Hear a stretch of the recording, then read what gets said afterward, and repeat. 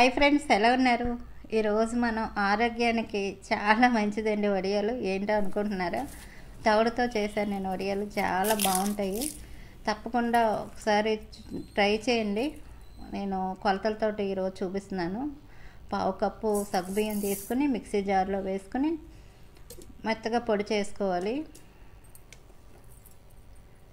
ఈ విధంగా మనం పొడి చేసుకోవాలి. దీన్ని ఒక బౌల్లో వేసుకుందాం.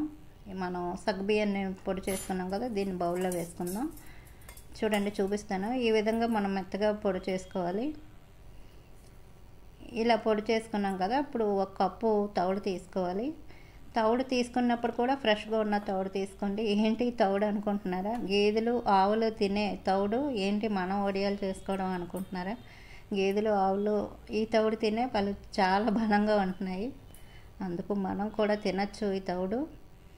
ఇప్పుడు ఒక కప్పు తవుడుని బౌల్లో వేసుకొని ఒక కప్పు నీళ్ళు పోసుకొని చక్కగా కలుపుకోండి, ఉండలు లేకుండా. అంటే 2 కప్పులు నీళ్ళు పోసుకోవాలి. ముందు ఒక కప్పు నీళ్ళు పోసుకొని చేతితో కలుపుకోండి. 2 కప్పులు ఒకసారి వేసాం అనుకోండి, కలపనాక వీలవదు. అందుకు ఒక కప్పు నీళ్ళు పోసుకొని చక్కగా కలుపుకొని మరలా ఇంకో కప్పు వేసుకుందాం. అంటే 2 కప్పులు నీళ్ళు పోసుకున్నాం మనం తవుడులోని. ఈ వడియాలు చాలా చాలా బాగున్నాయండి. తప్పకుండా ఒకసారి ట్రై చేయండి. నేను కొలతల ప్రకారం చెప్తున్నాను కదా. ఇప్పుడు ఇలా కలుపుకున్న తర్వాత ఈ తవుడుని పక్కన పెట్టుకుని, ఇప్పుడు వడియాలు ఏ గిన్నెలో మనం తయారు చేసుకుంటున్నామో అదే గిన్నెలోనే 4 కప్పులు నీళ్ళు పోసుకోండి. వడియాల గిన్నె కూడా కొంచెం వెడల్పుగా ఉన్న తీసుకోండి, అలాగే కొంచెం మందంగా ఉన్న గిన్నె కూడా తీసుకోండి. 4 కప్పులు నీళ్ళు పోసుకొని గ్యాస్ మీద పెట్టుకొని మూత పెట్టుకుని గ్యాస్ని హైలో పెట్టుకుని వాటర్ని మరగనివ్వండి. చక్కగా వాటర్ మరుగుతుంది. మరిగిన తర్వాత గ్యాస్ని సిమ్లో పెట్టుకొని ముందుగా మన సగ్గుబియ్యాన్ని మిక్సీ చేసుకున్నాం కదా, ఇది వేసుకొని కలుపుకోండి ఉండలు లేకుండా. ఇలా కలిపిన తర్వాత గ్యాస్ని హైలో పెట్టుకుని చక్కగా ఉడకనివ్వండి. మధ్య మధ్యలో కలుపుతూ మనం దీన్ని ఉడకనివ్వాలి. ఒక 4 నిమిషాలకి చక్కగా ఉడికిపోద్ది. ఉడికిన తర్వాత ముందుగా మనం తవుడులోని వాటర్ వేసి కలుపుకున్నాం కదా, ఇలా గరిటెతో ఒకసారి కలుపుకొని ఒక చేతితో వేసుకొని ఇంకో చేతితోటి చక్కగా కలుపుకోవాలి. ఇలా కలిపేటప్పుడు గ్యాస్ని చిన్న మంట మీద పెట్టుకొని కలుపుకోండి. ఇలా కలిపిన తర్వాత ఇప్పుడు గ్యాస్ని హైలో పెట్టుకోండి. మధ్య మధ్యలో కలుపుతూ చక్కగా ఉడకనివ్వండి. ఇలా పొంగు వచ్చే వరకు ఉడకనివ్వాలి. ఇలా పొంగు వచ్చిన తర్వాత గ్యాస్ని మీడియంలో పెట్టుకుని మధ్య మధ్యలో కలుపుతూ ఉడకనివ్వండి. ఇలా ఉడకనాకే కనీసం 10 నిమిషాలైనా టైం పట్టింది నాకు. మీరు తీసుకునే అంటే కప్పుని బట్టి మీరు తవుడుని ఉడకనాకి నాకైతే 10 నిమిషాలు టైం పట్టింది. మీరు తీసుకునే దాన్ని బట్టి టైం చూసుకోండి. తవుడు ఉడకనాకి చక్కగా మధ్య మధ్యలో కలుపుతూ ఈ పిండిని చక్కగా ఉడికించుకోవాలి. చూడండి, ఈ విధంగా చిక్కబడ్డది. ఇది ఇలాగా పొంగుతూ చక్కగా ఉడుకుతుంది. ఇంకా చూపిస్తాను చూడండి. ఇదిగో ఈ విధంగా ఉడికింది. కొద్దిగా చిక్కబడ్డది పిండి మాత్రం. ఇప్పుడు ఒక ప్లేట్లో వేసి చూసుకుందాం. పిండి ఉడికిపోయింది.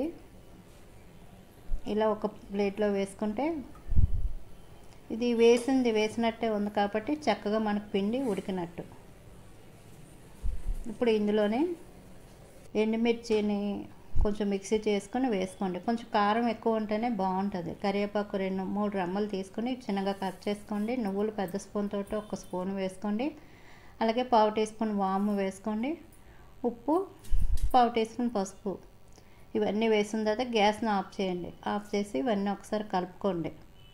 ఇది పిండి చల్లారనమాట. మధ్య మధ్యలో కలుపుకోండి. ఇప్పుడు కవర్ ఇలా పరుచుకున్నాను. నేను కవర్ మీద పెట్టుకుంటున్నాను. పిండి బాగా చల్లారిన తర్వాత మనం కవర్ మీద వడియాలు పెట్టుకోవాలి.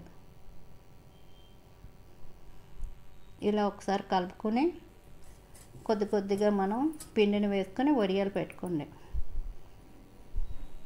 తవుడు తీసుకున్నప్పుడు కూడా ఫ్రెష్గా ఉన్న తవుడు తీసుకోండి. నాకైతే మా అత్తయ్య తీసుకొచ్చారు. మనం బియ్యం ఆడించేటప్పుడు తవుడు వస్తుంది. మీరు షాప్లో కొనేటప్పుడు కూడా కొంచెం ఫ్రెష్గా ఉన్న తవుడు తీసుకోండి.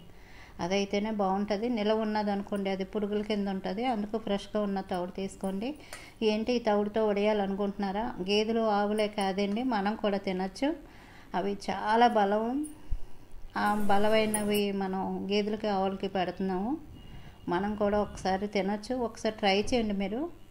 ఇలాగ అన్నీ ఆ వడియాలన్నీ ఆరిపోయి, నాకు ఒక్క రోజులో ఆరిపోయి వడియాలు. ఎండలు కూడా బాగా ఎక్కువ అవుతున్నాయి కదా, అందుకు చక్కగా ఒక రోజులో ఈ విధంగా ఆరిపోయి కవర్ మీద పెట్టేటప్పుడు చక్కగా ఈ విధంగా వచ్చేస్తాయి. ఇలా వడియాలన్నీ ఆరిన తర్వాత ఒక బౌల్లో వేసుకుంటున్నాను. దీన్ని మళ్ళీ ఒక 2 గంటల సేపు ఎండలో ఆరబెట్టుకోండి, ఎక్కువసేపు అక్కర్లేదు.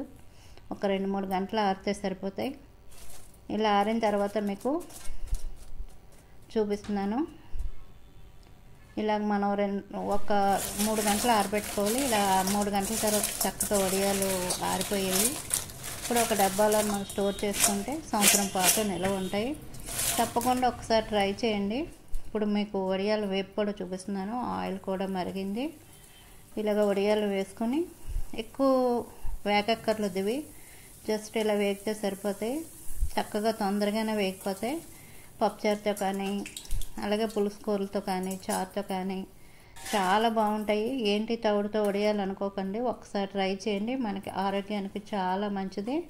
మీరు తవుడు తీసుకునేటప్పుడు కూడా ఫ్రెష్గా ఉన్న తవుడు తీసుకోండి, చాలా చాలా బాగుంటాయి. నాకైతే మా అత్తయ్య తీసుకొచ్చారు. తప్పకుండా ఒకసారి ట్రై చేయండి. మార్కెట్లోనే మనకి ఇప్పుడు అమ్ముతున్నారు తవుడుతోటి చాలా వంటలు కూడా తయారు చేసుకోవచ్చు. నేనైతే వడియాలు తయారు చేసి చూపించాను, చాలా చాలా బాగున్నాయండి. తప్పకుండా ఒకసారి ట్రై చేయండి. వీడియో నచ్చినట్లయితే ప్లీజ్ లైక్ చేయడం మాత్రం మర్చిపోకండి. ఇలా వడియాలన్నీ వేపిన తర్వాత మీకు వేపు కూడా చూపిస్తాను. చాలా క్రిస్పీగా చాలా బాగున్నాయి. చూడ కలర్ ఏంటో అనుకుంటున్నారా, కానీ టేస్ట్ మాత్రం చాలా బాగున్నాయి. వీడియో నచ్చినట్లయితే ప్లీజ్ లైక్ చేయండి, అలాగే మా ఛానల్ని సబ్స్క్రైబ్ చేయండి.